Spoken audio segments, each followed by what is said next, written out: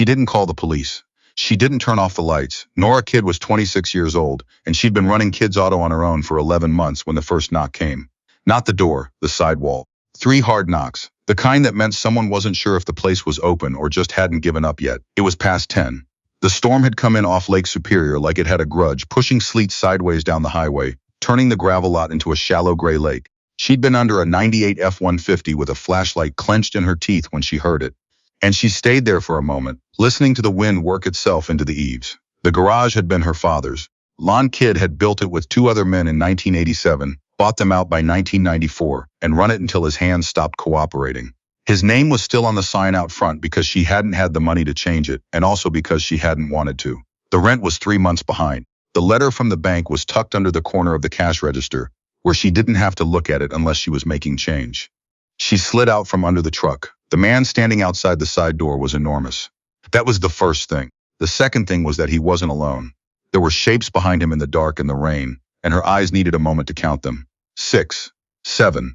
She stopped counting at 7 because the man in front knocked again and said, through the glass, "We're not here for trouble. I've got a man who needs help." His name, she would learn later, was Conrad Pell, road name, Crowbar. He was the road captain for a chapter of the Iron Brotherhood out of Thunder Bay, and he had a voice like gravel shifting under a tire, and his eyes, when she opened the door and the light hit them, were completely steady. "What kind of help?" Nora said. "Medical, or close to it." He stepped aside. 2 men were supporting a third between them. The man in the middle wasn't walking so much as being carried. His face was a color she didn't like. "He went down about 40 minutes ago. We couldn't get an ambulance on the line. The whole stretch of 17 East is closed, trees on the road, and dispatch has been busy." She looked past Conrad at the others, 8 men total, all of them soaked through, standing in her gravel lot like they were waiting for her to make a decision. Leather cuts, patches she didn't know the meaning of, the kind of faces that made people cross the street in other circumstances. She opened the door wider. "Bring him in." His name was Steph. No last name offered yet, and she didn't ask. He was somewhere in his 50s, barrel-chested with a gray beard. And when they laid him on the old couch she kept in the back office, he made a sound that wasn't quite a groan and wasn't quite words. His lips had a bluish quality she recognized from a first aid course she'd taken 3 years ago and never expected to use. "Has he been conscious?" she said. "On and off," said the man who'd helped carry him. He was younger, maybe 30, with a shaved head and a split along his left cheekbone that had mostly stopped bleeding. His patch said Ren. He kept telling us he was fine. He said that for about 20 minutes, and then he stopped saying it. "Did he complain of chest pain before he went down?" Ren looked at Conrad. Conrad said left arm. He was rubbing it. We didn't put it together fast enough. Nora was already at the cabinet on the wall. She kept a proper first aid kit because her father had insisted on it, and she'd never let it lapse. She also kept a portable defibrillator.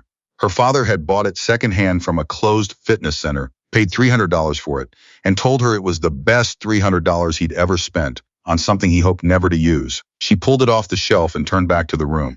The men made space without being asked. She worked for the next 20 minutes without talking much. Conrad knelt on the other side of Steph and followed her instructions without hesitation or question, which told her something. She called the regional hospital on her cell. The line connected on the 3rd try, and got a nurse who walked her through the next steps in a calm voice while the wind threw itself against the walls of the garage. At some point, Steph's eyes opened properly. He looked at the ceiling, then at Nora, then at Conrad. "Are we in a garage?" he said. "We are," said Conrad. "Smells like oil." "That's because it's a garage, Steph." Steph closed his eyes again, but the color in his face had shifted slightly. Something in the room shifted with it. They stayed because the storm didn't leave them much choice. The highway was still closed. 2 of the men had tried their bikes on the back road and come back reporting standing water across the low sections. Impassable in the dark. Nora put the coffee on without being asked and then went back to the truck because the work still needed doing, and also because she needed something to do with her hands. Conrad came and stood in the bay door. Not inside, just at the threshold. He watched her work for a moment. "You're not going to ask us to leave," he said. It wasn't quite a question. "You're not doing anything that needs leaving," she said. I know what most people do." She handed him the flashlight. "Hold this." He held it. She worked. He stood there and held the light steady while she wrestled a seized caliper bracket loose and replaced it with a part she'd had on the shelf for 2 weeks. Neither of them talked much. The storm was loud enough that silence felt reasonable. "You do this alone," he said after a while. 11 months. Before that, my father, he retired." She wiped her hands on a rag. "His hands, arthritis." Conrad was quiet for a moment. "Then my father was a machinist. 40 years, same thing in the end." He looked at his own hands in the light. "You get so you can't hold the tools, and that's..."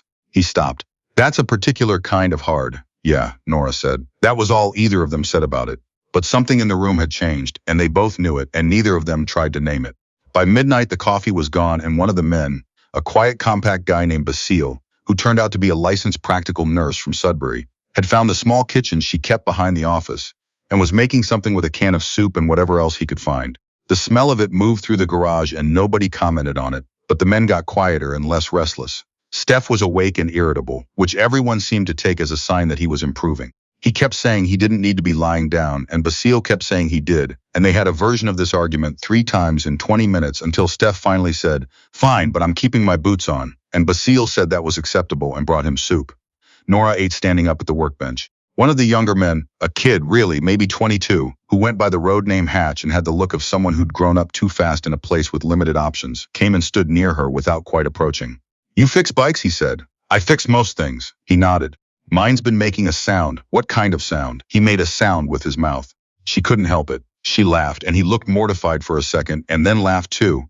And that was how they ended up spending 40 minutes in the bay while she diagnosed a front wheel bearing issue. And he handed her tools, and they talked about nothing in particular. The road, the weather, the towns along the highway, the way the storm had come in out of nowhere. His name was Theo, not from the list she'd been given, but she named him herself in her head before she knew his real name, which was something her father used to do with customers. Give them a name before you learn the real one. You can tell a lot about someone from the name you choose. His real name was Theo. She'd been close.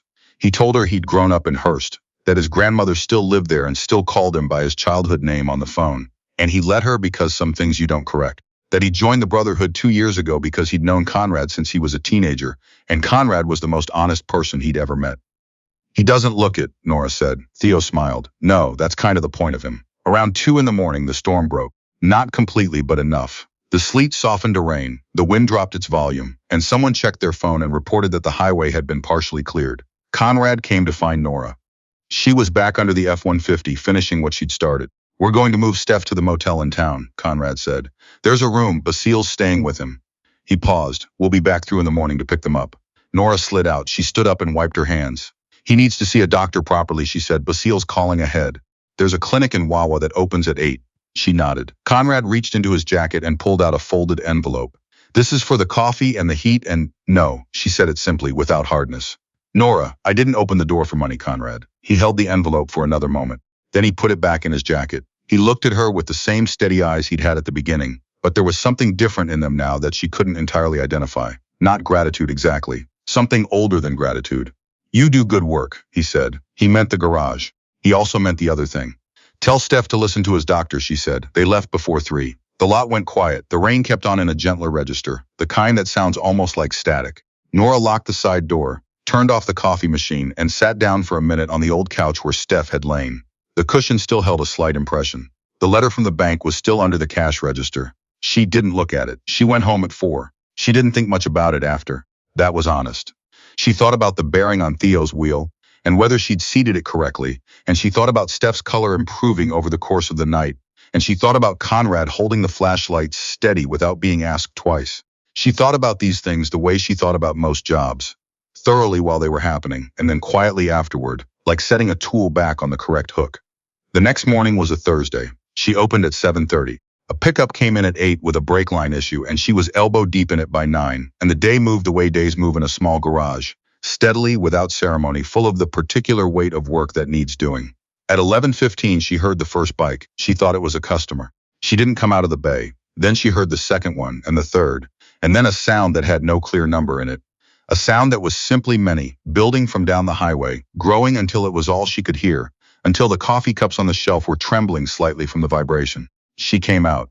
They were coming down the highway in a column, 2 by 2, stretching back as far as she could see around the curve. Not all of them were Brotherhood. She could see that from the different patches, different colors, different clubs she didn't know the names of. Some were solo riders with no patch at all. There were women in the column. There was a man who looked to be about 70 with a white beard and a bike that was older than Nora and rode like it knew this particular highway. They pulled in. They kept pulling in. The gravel lot filled. The road shoulder filled. 2 men in high-visibility vests appeared from nowhere and started directing traffic with the calm efficiency of people who'd planned this, and Nora stood in the middle of it and tried to count and couldn't. Conrad found her. He'd come back. Steph was with him, upright, a little pale, wearing a light jacket over his cut because someone had apparently decided he shouldn't be cold. Steph gave her a nod that had a lot of words in it without using any. Conrad, she said. What is this? Word travels, he said. This is not how word travels. He almost smiled. We made some calls. He looked around the lot. Bikes everywhere, riders standing in small groups or sitting on their machines, talking, watching, waiting. A lot of these guys, they've got their own garages, their own shops. Some of them have been on the wrong end of a bad year.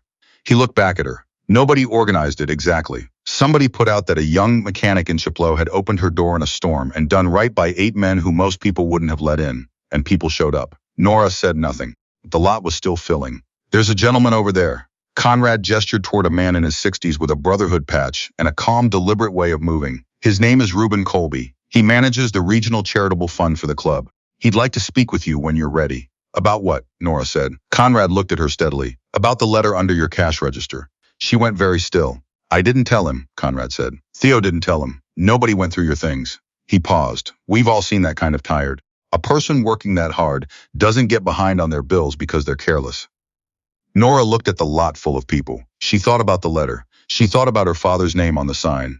She thought about the flashlight, and Conrad holding it without being asked. She said, I need to finish the brake line on the pickup. Conrad said, we'll wait. She finished it. She took the keys back to the owner, who was a local contractor who'd been using her father's garage for 15 years and had started using hers 11 months ago without making a production of it. And when the man left and she turned around, there were 3 people standing politely at the bay entrance who wanted to know if she had time to look at a set of forks and a fuel issue and a chain that had been jumping on downshifts. She had time. She worked through the afternoon. The lot didn't empty. It shifted and breathed, people coming and going. But there was always a core of 30 or 40 who stayed. Men and women sitting on their bikes or on the gravel or on the tailgate of someone's truck, talking among themselves, eating food that appeared from somewhere. Someone brought coffee, not from her kitchen. From a truck stop down the highway, 2 full boxes of it. Someone else brought sandwiches. Reuben Colby waited until 3 o'clock. He came and found her at the workbench, sat down across from her with the unhurried manner of someone who had learned not to rush the things that mattered, and put a folded piece of paper on the bench. This is what the fund can do, he said. It's not charity. It's the kind of thing the Brotherhood has been doing for 30 years for people who do right by the community and run into hard times. Garages, farms, small businesses. The decision is entirely yours. She looked at the paper. It was enough. It was more than enough. She folded it back up. She didn't say anything for a long moment. My father built this garage, she said. I know, said Reuben. Conrad told me. The sign out front. He worked here 40 years. Good work doesn't disappear when the person stops doing it, Reuben said quietly. It stays in the building. You can feel it. Nora looked at the walls, the tools on their hooks, the oil-dark floor, the particular quality of light that came through the high windows in the afternoon, which was the same light that had been coming through those windows since 1987, landing on different hands doing the same work. Okay, she said. By 5 o'clock, the column had reformed on the highway. She stood at the entrance to the lot and watched them go. Conrad came last, the way road captains do, tail end Charlie, making sure everyone got out. He slowed when he passed her. Steph says thank you, he said, over the engine. He's going to need surgery. Scheduled for the 14th. He wanted you to know he's not scared. He should be a little scared, she said. Conrad's mouth moved in a way that wasn't quite a smile. I'll tell him. He reached into his jacket and produced a small thing, a token, flat and dark, worn smooth. He held it out. Brotherhood coin, not obligation. Just, he searched for the word, recognition. She took it, turned it over once in her hand. It was warm from his pocket. Conrad, she said. He was already moving. He didn't stop, but he turned his head slightly. The flashlight, she said. You held it right.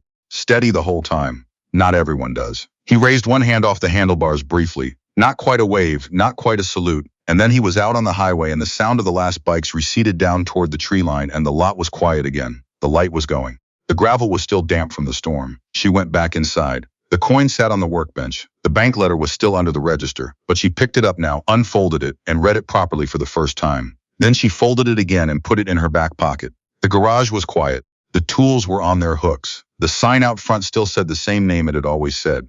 She turned on the radio and got back to work.